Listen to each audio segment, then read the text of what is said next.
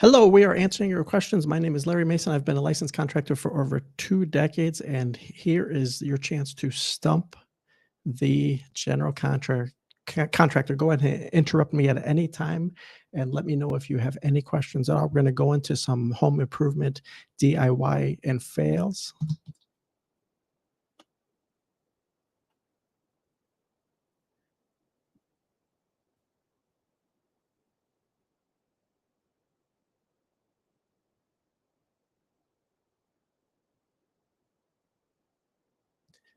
If you have any home improvement questions, any repair how-to questions, let me know in the comments down below, and I will attempt to answer them and see if you can stump me.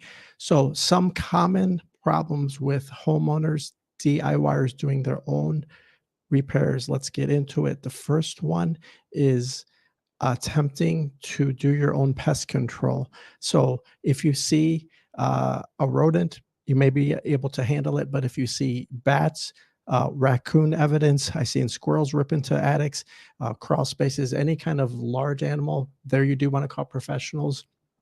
Um, Bed bugs is another common one where a lot of homeowners try to do their own pest control.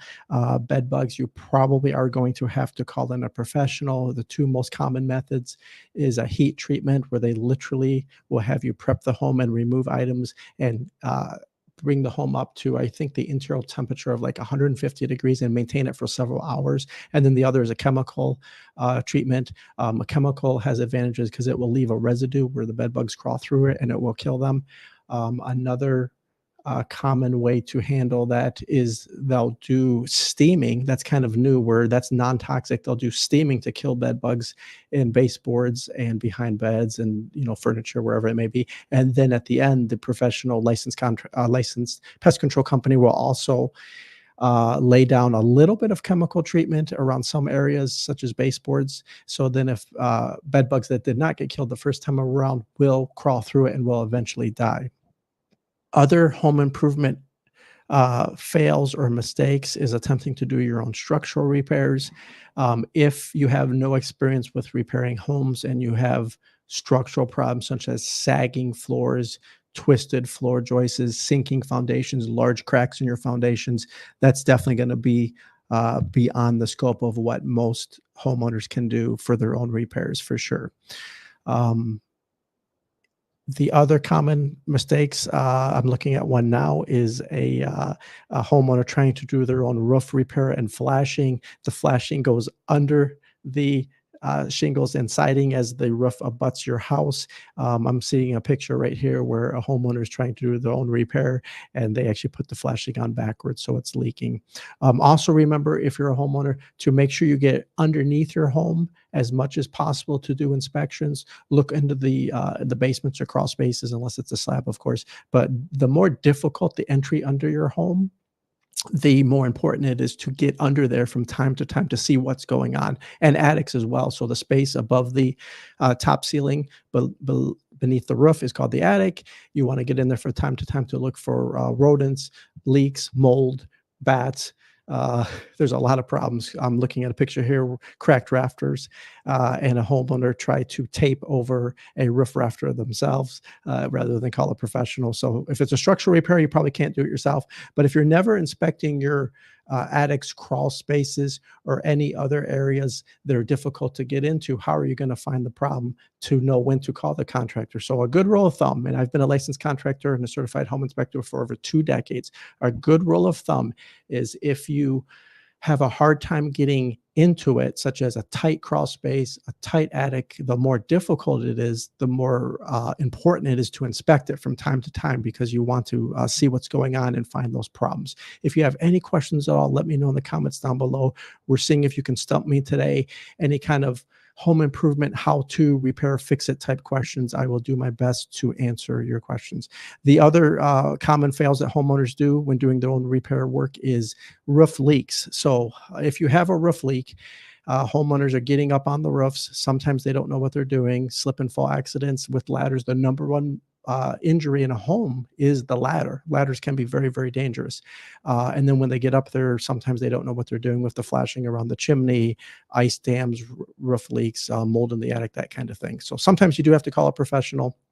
Um, okay, some of the other common DIY homeowner fails we're seeing is unlicensed addition. So if you are the homeowner, you can do the work inside the house in most all 50 states without a permit, without being a licensed contractor. But if you're doing an addition, it's absolutely going to require a building permit. They may require that you turn in blueprints. Uh, from an architect, they may require that you prove that you can legally build there, that there's no liens on the property. You might have to get certain types of insurance. So just be mindful of that. Don't attempt to do additions without proper permitting and building permits. And the permitting office will walk you through the steps of what you'll need. In most states, you don't have to be a licensed contractor. You can do the work yourself as long as you're pulling the permits and doing the work legally. There are a few states, though, that you actually do have to be a licensed contractor. Okay, other home improvement fails that we are seeing with do-it-yourselfers, homeowners trying to do their own work is electrical. Uh, I see this a lot when doing home inspections and when I'm inside people's homes. A lot of electrical problems. I'm staring at a picture right now. You can't see it because I'm vertical tonight, so it's hard to share pictures. But open wire splices. Anytime you have two wires coming together and you're going to put electrical cap on them, they have to be in the junction box. That's the weak point in the wire. If it was to come loose, it literally can burn down your house. So don't take safety too lightly when it comes to electrical. You can absolutely do your own electrical work, and I encourage people to try to learn and do their own electrical work. Even though I'm a licensed contractor, I am a huge cheerleader of do-it-yourselfers. That's why I give free information on my channel. I like to see people do their own work, but let's do it safely. So learn just the basics of electricity, and the common stuff that a homeowner is going to attempt to do: replacing their own light fixtures, broken switches, broken outlets, new LED light fixtures, ceiling fans, things like that. You can absolutely learn to do this stuff yourself. There's just a few common tricks that you need to know. You probably already know the black wire is the hot one, the white wire is the neutral one, and the bare copper is the ground. Okay, moving on to other pictures of common homeowner DIY fails. I'm seeing not enough insulation in the attic. That's a big one. Now in the winter, if you're in a state that has snow load at all, a good tip to know how much insulation you have, or if you're too low on insulation, is after a big snowfall, look up on your roof. If your snow is melted and your neighboring houses still have plenty of snow on the roof, this is a great tip, guys. If your snow is melted, like 2 days after the storm, and you look at the neighbors' houses and they still have a good snowpack on top, that means you don't have enough insulation for sure. You don't have enough insulation if it's melting premature like that. Other tips can be big icicles. You need more insulation in the attic, and it can be a do-it-yourself. If you do rolled fiberglass insulation, if it will fit through the hatch. Now, they come in big old rolls, either in bats or rolls. Bats are just folded over. Fiberglass or rock wool insulation. If it fits through the attic hatch, you can do it yourself. Go perpendicular to the existing insulation up in the attic. Now you can do spraying, like spray in cellulose. Hey, East River Homestead, how you doing? I'm in the Southeast. I'm putting insulation under my house, worth the effort.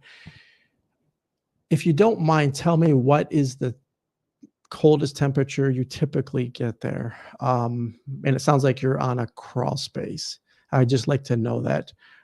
For sure, most of your heat loss is going. Wait, are you doing this for air conditioner or for heat? So let me know that if you would.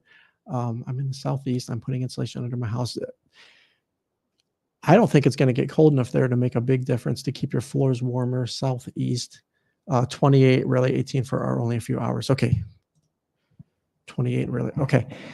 The floors will feel warmer to the touch. I think you will have some comfort, quality of life issues. So probably the most important for sure is your attic. That's where most of the heat loss is. And then doing the normal stuff, which I'm sure you're already working on, like sealing around drafty doors and windows, things like that. Yeah, heat, anything over 70 degrees. So yeah, the most important for sure are attics, sealing drafty areas, doors and windows, caulking. I'm sure you're already doing all that stuff. In that part of the country, that's pretty moderate temperatures. Anything over 70 is misery for me, what I meant. Okay, that's pretty moderate temperatures. For air conditioning, it might not be worth the effort, to be honest. And I'm sure you have enough tasks and things that you're dealing with, so it might not be worth the effort to get under the house and do all that insulation. Sometimes we've also noticed a problem with people insulating the heck underneath, like crawl spaces, and then the rodents and the wildlife just freaking love it, and then they move in and they start burrowing through and ripping stuff down, and so you almost make it too inviting for the wildlife. It might not be worth it, to be honest. That's from where I'm from. I'm north of you quite a bit in Michigan. We definitely have cold climates. We don't have to run our ACs much at all in the summer. You don't like it to be too hot. I get that. Yeah, thank you. My pleasure. My pleasure. Thank you so much.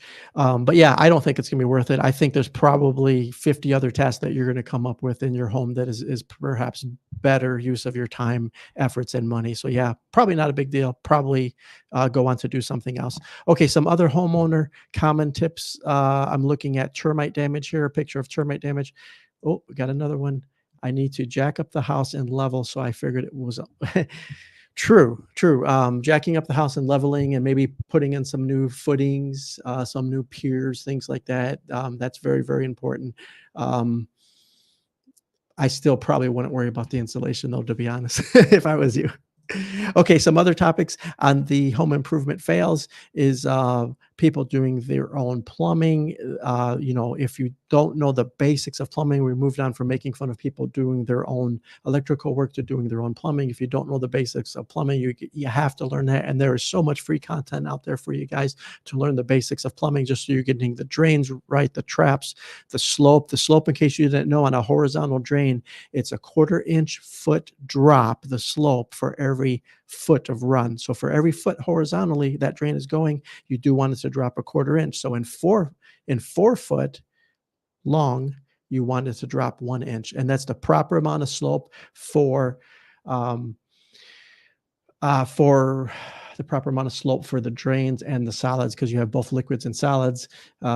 Some guys being funny here. Do you eat microwaves? I'm not sure. Maybe I do. Okay, some other common home improvement fails that I see is, let me keep looking at the list. Bear with me while I look for another one. Oh, okay, homeowners putting in ceiling fans. Ceiling fans are directional. They can blow cool air down in the summer, and in the winter, they can suck up that cool warm air to blow it around. So ceiling fans are supposed to run in the up air direction for the winter, and then it circulates. It starts a circulation pattern to keep it warm consistently everywhere throughout the room and the home. And then in the summer, as you might imagine, then it's a traditional fan and it's blowing back down on top of you. So remember to do the directional changes on your ceiling fans for sure. Okay, some other common homeowner fails. Skipping home inspections, that's a big one. When you're buying a home, the biggest investment likely of your life is buying a home. It's a big, big deal, and they're extremely expensive, as you know. Don't skip that home inspection. A certified home inspector is the way to go. You can ask other people who they use for a home inspector if they like them. I'm okay with using the recommended list of the realtor, as long as you kind of just check around to make sure that they have a good reputation, licensed, insured, bonded, all that good stuff. Okay, some other fails. Doing your own electrical work. I had mentioned it earlier in the stream. Doing your own electrical work can be a way to save a ton of money without hiring electricians or contractors every time you need to change something out, but just learn the basics. You might already know this. So I'm sorry if I'm preaching to the choir, but the black wire, do I have a sample here? The black wire goes to the gold screw. The white wire goes to the silver screw. Now, somebody corrected me and they said that's not gold, that's brass. And if we call that brass colored, then you can get cute and say black goes to brass, B and B. Black wire goes to brass, B and B. So that's a good thing to remember. The other one was the white always goes to the silver or neutral screw. And if you look behind your outlets, they actually are marked with hot and neutral. So hot is always going to be your black wire, doesn't matter where you live. Neutral is always going to be the white wire, doesn't matter where you live. Now the green screw, if you have that, that's going to be your grounding, and that's the bare copper wire for sure. Now then, when you're wiring switches, I guess I don't have one nearby, but when you're wiring switches, you actually You actually use an electrical cap in that switch box and you cap together the white neutral screws. You're only switching the black screws. So installing a switch, you're capping the white neutral screws. They're all bonded together and you're only switching the black hot wires. That's what's turning the light circuit on or off, or whatever that circuit goes to turn on or off in the house. So switches are definitely different than outlets. Outlets use both the black and the white. Switches, you will only connect the black wires to the switches. It does get more complicated if it's what's called a three-way switch. In case you didn't know, a three-way switch is when you have two or more switches going to one light fixture or one fixture, such as a ceiling fan, such as you have a long hallway and you have a switch on each end of the hallway, or stairs and you have a switch at the top of the stairs and a switch at the bottom of stairs. That's called a three-way. It is designed to work in either pathway. It doesn't matter the direction of the switch on the other side of the circuit. Those are different kind of switches. They're called three-ways. They get more complicated when you wire them. You do need an extra wire. So instead of just your black, your white, and your ground, you'll have a black, a white, a red, and a ground. So you do need an extra conductor for three-way switches. Okay, let me change to some new pictures. Okay, unsafe things that homeowners sometimes do and DIYers sometimes do is doing their own water heater installation, especially if it's a gas water heater and the venting is incorrect. So the venting on the gas water heater literally can kill you. It's carbon monoxide poisoning right into the house. So if it's gas venting, make sure it's correct. The atmospheric water heaters are just the metal draft hoods, and those either go up to a masonry chimney. In most cases, they go up to a masonry chimney or what's called a B vent, which is two layers thick of metal flue pipe. Now, if it's an electric, I think simpler. Switching on electric water heater is probably simpler, probably easier for a homeowner and do-it-yourselfer because there's just less to worry about. You don't, on electric water heater, by the way, they are called water heaters, not hot water heaters. In the trades, we always make fun of people that call water heaters hot water heaters, because if the water was already hot, you wouldn't need to heat it, would you? So they're called water heaters, not hot water heaters. Okay, enough with the jokes.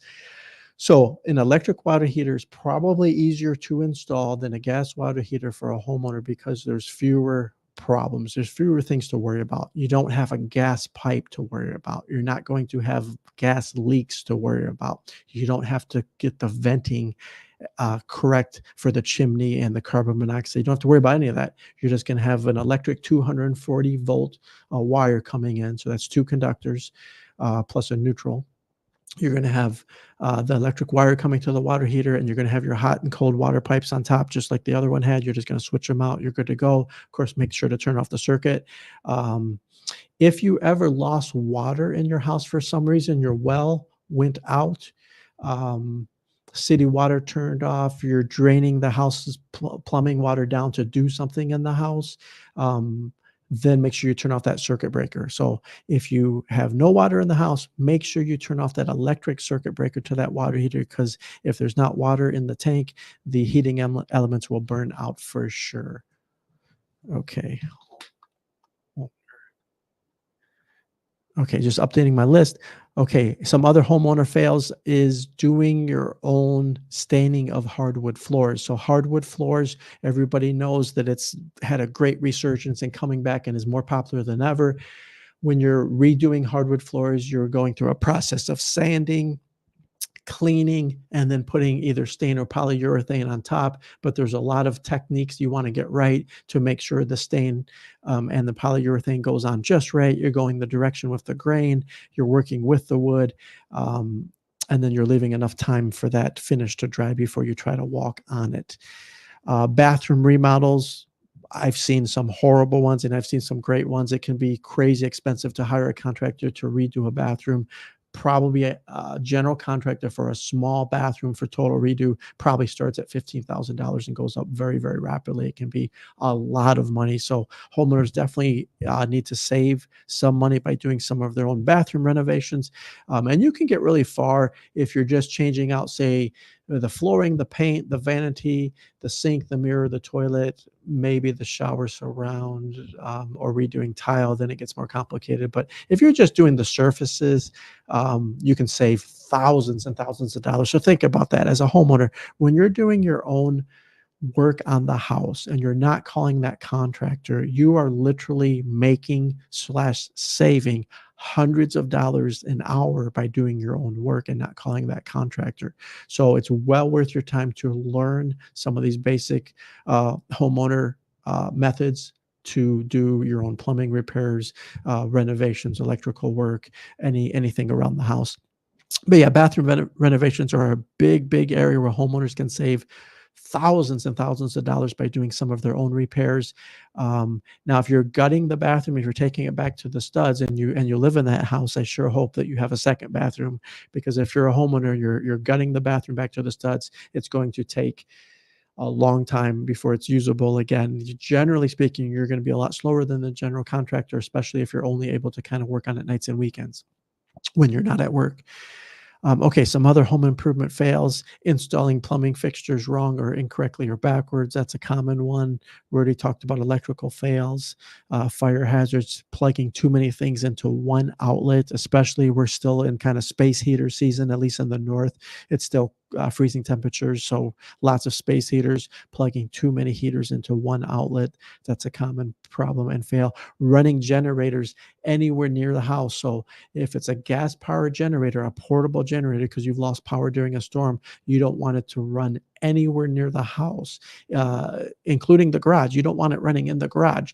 That carbon monoxide, those fumes will be seeping into the home. So portable generators, keep them outside. And keep them away from the house and garage. Never in the garage, never in the house, never in a basement, never anywhere near people. Keep those portable generators outside. Save you some risk there. Don't risk carbon monoxide poisoning for your family. Okay, here's a big one. Homeowners attempting to put new bathrooms in their basements or lower levels. So if you're in a lower level or basement, we're in a state that has a lot of basements, and you want to put a bathroom in, the drains have to go under the floor into the concrete, meaning you literally have to jackhammer and have to bust up the concrete to get the plumbing in the floor to make the whole thing work right. So sometimes we'll be in basements where homeowners build their own bathrooms and they don't know how to run the drain lines and they don't know how to cut into the concrete. So they literally will start building platforms, and you step up into the bathroom and then you step up again to the tub and then you step up again into the toilet. So the toilet's on a throne. It's all completely wrong. And during a home inspection, it's all going to be flagged as improper, and will not pass home inspection. So don't do your own lower level bathrooms unless you have a good working knowledge of what's all entailed. Roof repairs or DIY installs, I have seen some doozies. Yeah. Yeah, it really, I've been doing this for 20, this is the beginning of my 24th year as a licensed contractor and certified home inspector. And the stuff that I see, and you just roll your eyes and you're like, how did we get here? Who did this? And how did they think that was going to be okay? Yeah, there are some really crazy do-it-yourself repairs out there. In a way, it almost makes my job easier. Like, we pop up on a roof to see if there's any how old are the shingles and life expectancy and all that, and immediately you're seeing black tar just thrown everywhere in the valleys around the chimneys. Immediately evidence of DIY amateur repair attempts. And it can be significant. Sometimes it needs to have a total strip off, a complete tear off of the roof and redone. So, yeah, if you're doing repairs, you have to at least get to the point where your working knowledge for that given task is at least acceptable. You at least have to get the bar raised up enough so it's at least acceptable. You might not be the best in the world, and that's fine. It just has to be at least acceptable, at least has to kind of pass a reasonable test that, hey, okay, it might not be the best, but it's working and it's going to work. If you think about the repairs that a homeowner might do, especially like a kitchen renovation, bathroom repair renovation, improving rooms, giving things a facelift, you don't have to learn everything at once. You don't have to do everything at once. It's a whole bunch of small tasks kind of done over and over. Let's take a classic bathroom renovation, which is huge. Everybody wants a new bathroom. You need to know working knowledge of plumbing, electric, possibly heating and cooling, uh, tile work, painting, flooring, installing cabinets and vanities. What else am I forgetting? Venting. There's probably a lot I'm forgetting. So you need to know a good working knowledge of all these different areas, but you don't have to learn them all at once. For instance, the week that you're doing the tile job, you can learn tile work real quick. The week that you're going to install all the electrical, you can learn that real quick. The week that you're going to put the vanity in the toilet in, you can learn that real quick. Yes, the vanity has to be screwed to the studs, not just to the hollow drywall or plaster, to the studs. So yeah, the project just so basically, I guess what I'm saying in a bad way is learn the skills you need in a bite-sized, manageable chunk. You don't have to know it all at once. You don't have to learn everything all at once. Back to that bathroom example. Just learn the skill set that you need for the repair you're doing at the time, and you'll do just fine. Just fine. Okay, some other home improvement fails. Leaks that were ignored. Okay, again, because we're in vertical tonight, so you can't see my screen, you can't see what I'm looking at, but leaks that were ignored. I'm looking at a shower that had been leaking for years, and a homeowner has ignored it. And I've definitely seen this in the real world too. If you're a homeowner and you see, usually it's in the bathroom, it can be, of course, with ceiling leaks and kitchens and other plumbing leaks, or second story plumbing, bathroom leaking through the dining room ceilings. It can be all that, but usually it's the bathrooms. If you're seeing evidence of plumbing leaks, so mold, loose plaster, stains for sure, tile falling off the shower surround, that's all an active leak. And what do you think is going to happen as you ignore that? It's just getting worse and worse, and the repair is going to be more difficult, take longer, cost more money than it should. So water is the biggest destroyer of homes, and I think it's followed by termites, wood destroying insects, and probably fire. But water is the biggest destroyer of your homes. Plumbing leaks, roof leaks, grading, storm damage, wet basements and crawls. Water is the biggest destroyer of your homes. So when you see any evidence of beginning of water damage in your home, get on it immediately. So that can include yellowing stains on the ceilings, mold in the bathroom and the kitchen, loose tiles, caulking coming out, grout falling off, anything like that. Get right on that. That's the stuff that you want to prioritize. That's the stuff that you don't want to ignore. Anything that involves water, get right on it. Otherwise, your home will degrade in value. And if you are a homeowner, you're watching me tonight, when you look at these beautiful Zillow prices, you look online and you see the value of your home going up and up and up. That's fantastic. I'm happy for you. I'm happy for me. I'm making more money in my home, I guess, now than the stock market. But to maintain that value, you have to at least be kind of at the neighborhood average, at least the acceptable average. You have to be keeping pace. You have to stay on top of the repairs. Otherwise, you're getting behind. At some point, that buyer will have a bank appraisal, unless they're cash buyer. But in most cases, they're going to have to get a bank appraisal. And when that bank appraiser comes through and sees that the conditions of the home are below standards, there's yellow stains on the ceiling, the tiles are falling off, there's active plumbing leaks, there's dead mice bodies in the crawl space, there's structural damage, the floors are sloping, doors are falling off, cracked window panes, siding problems. You've seen it all. When that's your house, do you think you're going to get full appraised value? No, and not even close. So keep your home in good, acceptable standards, at least the medium or the average for the neighborhood, to maintain your home's value for sure over a long, long period of time. Okay, I'll get off my soapbox on property values and home values. By the way, interest rates, they shot up to over 8%, which slowed down a lot of buyers, and that took away a lot of their purchasing power. They weren't able to bid as high as normal. They weren't able to bid up the home prices.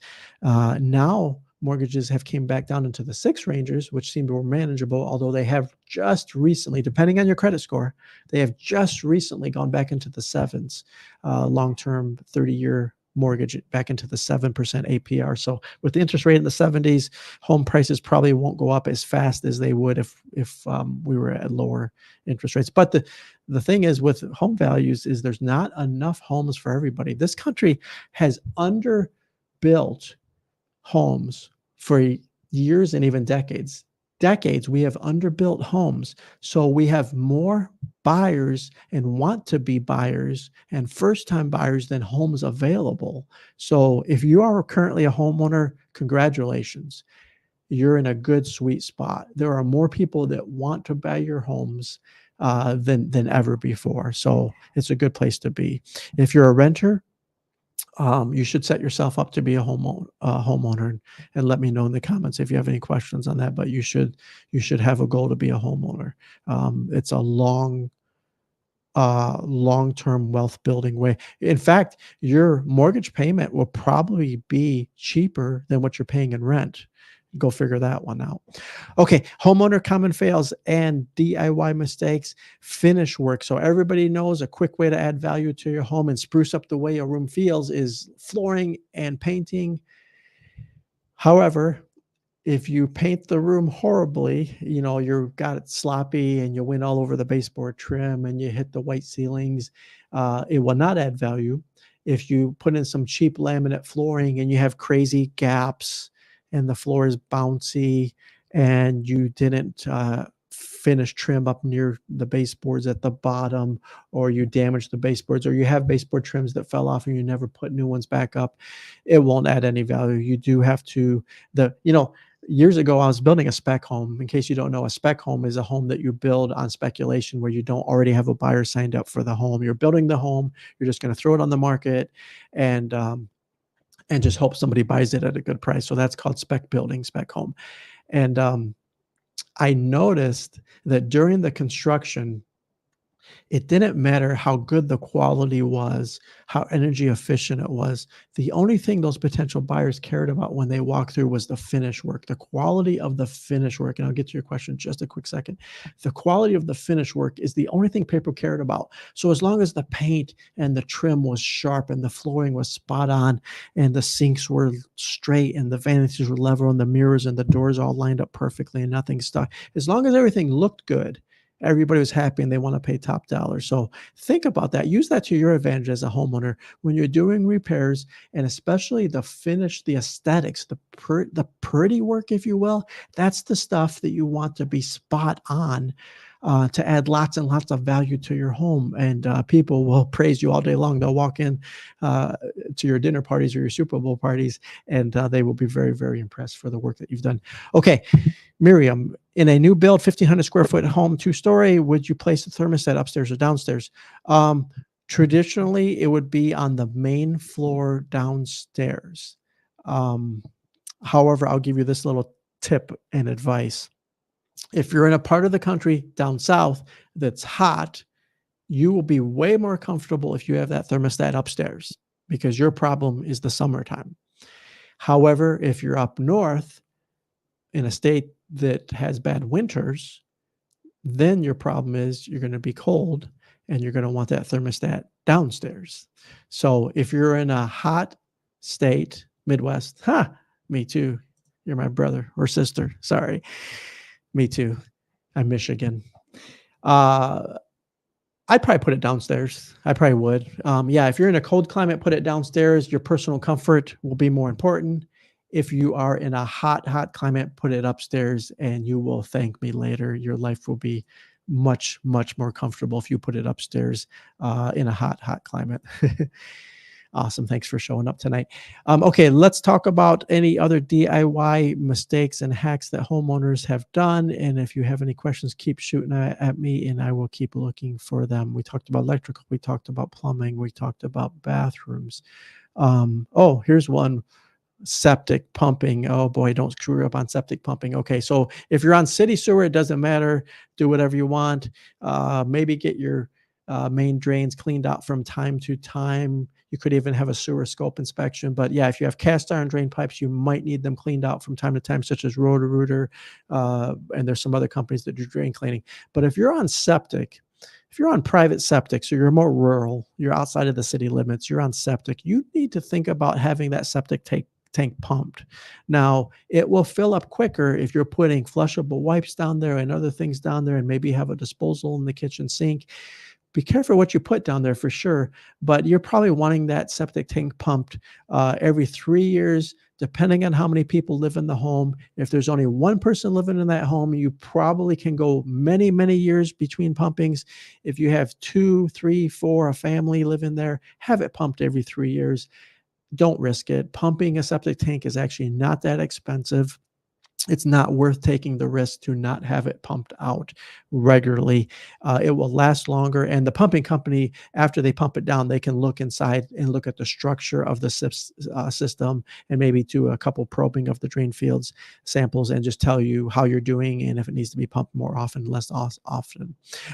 If you have well water, you do want to have the water tested from time to time. Now, you can get a water sample kit and you can have it tested yourself. You can send it into your local county health department, but you do want to have the well water tested for safety from time to time. I'm well behind on mine. We live on a water well, and I haven't had it tested for nitrates and bacteria and safety for, oh my gosh, probably 15 years. So I'm guilty. Probably 15 years I have not had my water tested for safety, for drinking.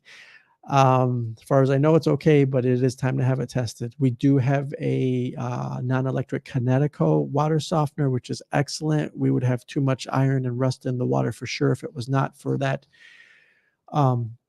water softener, for sure. But you do want to have some kind of filtration equipment if you're on well.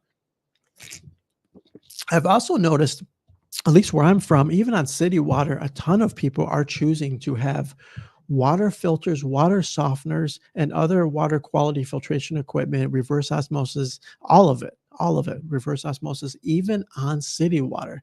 You think you're on city water, you think you're good and you don't need filtration. I'm seeing it now in year 2024, almost as much on same levels on city water as well water, as far as people having filtration equipment. So I think the water's just crappy everywhere, I think, and people just want better quality water. So they're paying up for it. Home improvement fails. I'm looking at some kitchen cabinets falling off a wall. So when you're hanging cabinets, you're not using cheap screws. You're certainly not using nails. You're not supposed to be using drywall screws. Cabinet screws, that's what they're called, cabinet screws. When you go to the fastener aisle in your home improvement stores, I'll get dizzy. There are so many different options of fasteners, screws, and nails. But yes, for cabinets, there is something called sorry, these earpieces are popping out. There is something called cabinet screws. You want to only hang cabinets with cabinet screws. Basically, they have aggressive coarse threads that will bite into the stud. And most importantly, the head of that screw is extra heavy duty, and it will never rust, fail, pop off, let that cabinet fall. So cabinet screws. Handrails. If you live in an older home with no handrails at the stairs, basically the rule of thumb, this is not new construction, but this is just what we tell everybody. 3 or more steps, go ahead and put a handrail up at your stairs. 3 or more steps, go ahead and put a handrail up. It's just good practice. Now, if you lived in that home forever, it's just a trend getting those water. Yeah, I think I agree that it is trendy. It probably will, the growth will probably slow down at some point. Now, I live in the Midwest, where we actually did have a PFAS outbreak. There was some water that tested for PFAS, and I'm going to get PFAS wrong, but I believe it's chemicals that leach into our water systems that are commonly found in manufacturing of plastics. I think that's PFAS. But in any case, PFAS is a contaminant that gets into the water, and it's almost impossible to get out, and it's bad for your health, as you might imagine. So there was a PFAS outbreak near us, and everybody got RO systems, or reverse. If somebody says, I want an RO system, it's reverse osmosis system. They usually put it in the kitchen just for drinking water tap, but you can have it and service other areas too, like your refrigerator and ice maker and things like that. So yeah, I think it was a trend. It seems to be dying down a little bit, but boy, I've I literally have thought that if I did something else, and I love what I do, but I have literally thought, if I start a water softener, water treatment, and reverse osmosis company, where that's all we do is we come in and we put systems in to make your water quality better, that I can retire early as a multi-millionaire. Now, I'm not complaining. My retirement is looking fine. I'm going to do fine, doing fine. But selling water filtration equipment, I'm telling you what, there is a gold mine there. There is a gold mine there. Um, so many people, darn near every homeowner I meet wants a better quality water. They really, really do. Okay, back to the safety on handrails. So yes, if you have 3 or more steps in your house, it doesn't matter if it's outside or inside. It doesn't matter if it's basement or upstairs, front steps, deck, side steps, basement it doesn't matter. Handrails everywhere with 3 or more steps is a good rule of thumb. It will prevent slip and fall accidents. Remember, if you have a visitor in your home, if you have a visitor in your home throwing a dinner party or something, and they slip and fall, they literally can sue you as the homeowner. Now they know it's probably not gonna be you paying, it's gonna be your homeowner's insurance paying, but maybe they don't care either way. They actually can anytime somebody's in your home, they can sue you if an injury occurs, so you don't wanna be flagrant. That's why when you go to estate sales, garage sales, but mostly estate sales, because those are the ones that seems to be letting strangers into their homes. When you're in an estate sale, have you noticed in the last couple of years, there's all these signs everywhere now?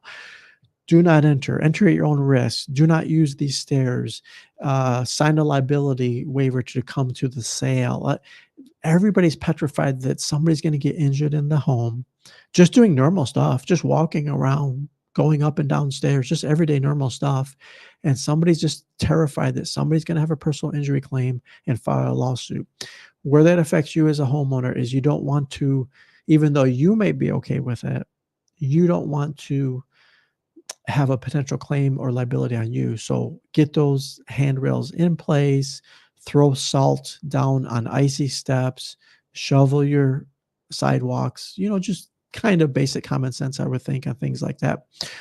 Okay, another home improvement fail that I'm staring at right now is installing your own hardware and drawer pulls and knobs for your cabinetry. So when you're installing new cabinet pulls and hardware, such as exposed hinges and the pulls and the knobs and all that, it's an excellent way to improve the look and feel of your cabinets in your kitchens and bathrooms. It looks fantastic. I'm looking at a picture right now. It looks great.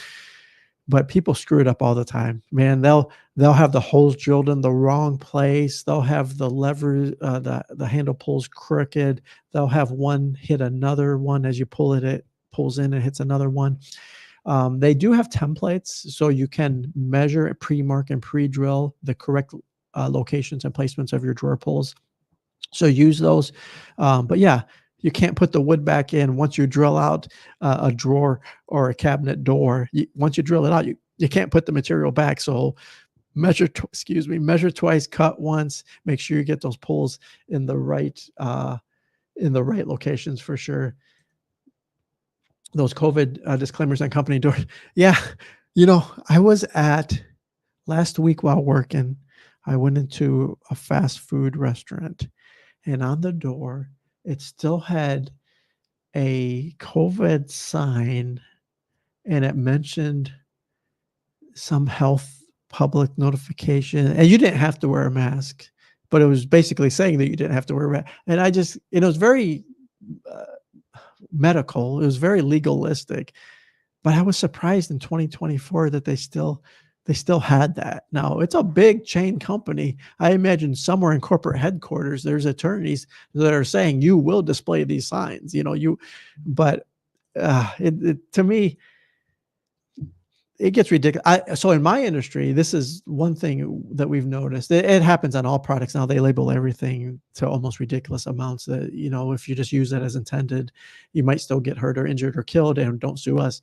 And I'm not making light of it, but there was a baby or toddler that fell out a second story window. The parents sued the window manufacturer because the screen pushed through. Of course, there's a tragedy. It's horrible, absolutely horrible. But who would have thought that a screen is supposed to keep somebody in or out? So now, when you buy new windows now, and you look at the bottom of the screen, there is these labeling tags that say, I'm going to butcher the word a little bit, but they say that screens are not a safety retention device or something like that. So the attorneys got to them. I guess they just have to say that now. Um, but yes, screens on second stories will not hold you in. Framing on stairs, I'll stay on the stairs topic for just a second. Framing stairs is difficult. We will have homeowners that say, especially in an old home, their stairs are too steep and they want a more moderate slope or riser to the stairs. That's actually a lot of work. Reframing stairs is a lot of work, and the code requires at the bottom, the landing of stairs, you have to have 36 inches. So that's 3 feet, 36 inches of landing space minimum to like the wall or something. So if you don't have the room for that, you're not going to have the room for more stairs or a more gentle slope of stairs. Smoke detectors and safety devices is a common one. Smoke detectors, generally speaking, you want them in every bedroom and on every level of the house. So I have a fairly traditional 4-bedroom, 2-story house with a finished basement. So let me do the math. Four bedrooms, 3 levels, finished basement. That's 7. I have 7 smoke detectors in this house. In fact, I know I have 8. I have 8 smoke detectors currently in this house. They're all hardwired together, so they're electric with a battery backup. And then carbon monoxide, or CO. A lot of cool people will say CO. You need a CO detector. Carbon monoxide detectors if you have gas appliance in the house. So even one gas appliance is enough to trigger it. If you have a furnace, a gas furnace, a gas stove, or a gas water heater, or a gas dryer. So that's 4. Heating, gas, doesn't matter if it's propane, fuel oil, natural gas, doesn't matter if it's gas for heating the house or cooking on the range or water heater or the clothes dryer. If any one of those 4 are gas, make sure you have a carbon monoxide detector in the home, preferably to where people are. Don't shove it in a far family room that nobody ever uses, and then you sleep 2,000 feet away. You want it to where the people are. Okay, another common homeowner hack, DIY, or mistake is deck work and neglect. Decks falling off of a house is literally happening.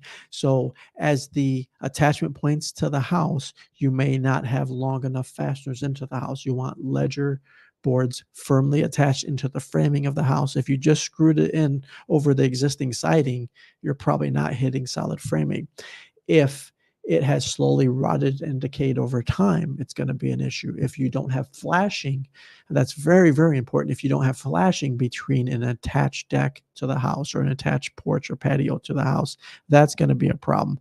Outside, the water always wins, and damage is slowly always occurring. So deck maintenance and building is super, super important.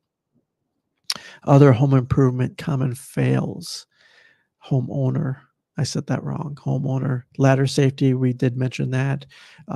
Ladders are the number one injury inside the home. People and outside, people working on ladders to do painting projects, hanging lights, hanging ceiling fans, getting on the roof to do repairs, cleaning the gutters, dealing with ice dams, dealing with snow, gutter damage. Anytime you're working off a ladder, take your safety seriously. It is the number one accident and injuries in a home is ladders. Okay, garage overhead door garages. So if you have an automatic opener on your overhead garage, that's the number one largest moving. Let me say this. I might butcher this. Let me say this right. Your overhead garage door, if it's on an automatic opener, it's the largest moving piece of equipment in your house. The largest moving piece of equipment in your house is your garage door. So are the springs snapped? Is the door not well balanced? Does it fall too hard? Are the safety sensors missing on that opener? The openers before, I want to say like 1998, were not required to have the safety photoelectric sensors. So, if the door's coming down and a kid or pet or somebody goes underneath it, it senses that and it reverses immediately. They weren't required to have that. So you do want to have a modern opener with safety sensors. You don't want to neglect the garage door safety. If a garage door spring snaps or something else is wrong with the garage door, you might want to just call a service. Some homeowners do it fine themselves. I've seen them replace the door entirely. I've replaced several doors, new openers, new springs, all that. But there is some legit safety there for sure. So you might want to hire that out. And in most cases, overhead garage doors is for repairing springs, replacing springs, adjusting things, even just putting a new opener in. It's actually not that expensive. If you do a new overhead opener yourself, you could probably do it for about $300 to $400 if you completely do it yourself. If you hire it out, double that. And that's the case for a lot of things. You're trying to estimate some of the stuff, and if it's worth your time to learn a new skill and doing it. I used to say if you took material cost, I think pre-pandemic this was true a lot. If you took material cost and you kind of like doubled it, that might be getting near what a handyman could install it for you, something like that.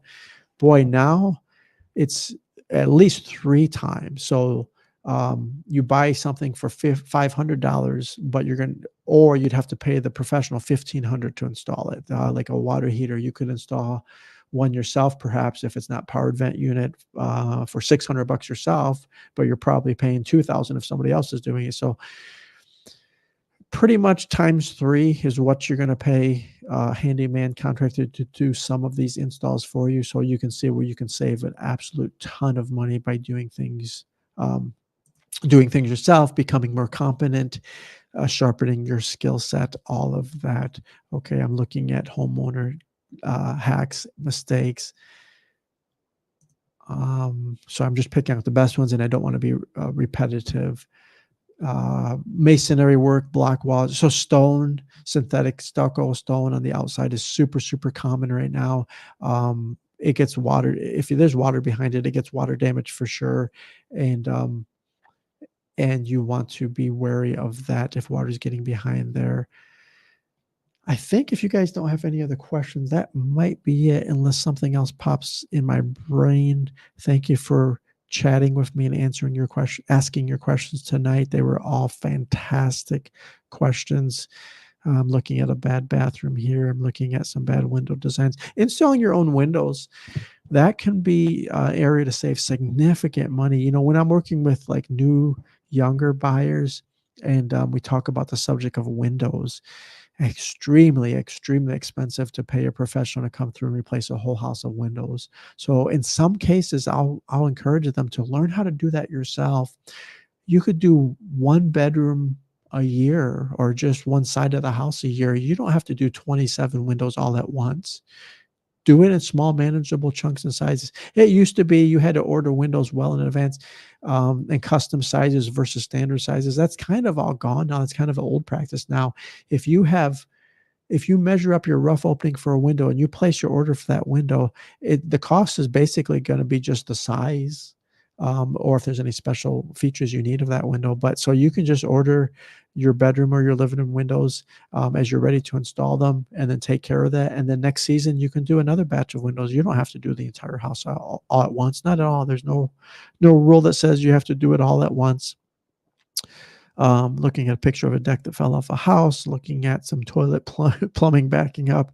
When I do horizontal streams, it's easier to share these pictures of what I'm looking at, but I don't know what it looks like if I share it on vertical. I think it'll be too small to see. Electrical work, broken outlets, too many outlets, not enough outlets. If you're looking to buy a house and it's an older house, always check how many outlets. Thank you. Thank you so much. See you next week as well. And thank you for always being you're the most reliable that I can catch on live stream. So thank you so much. Have a great evening.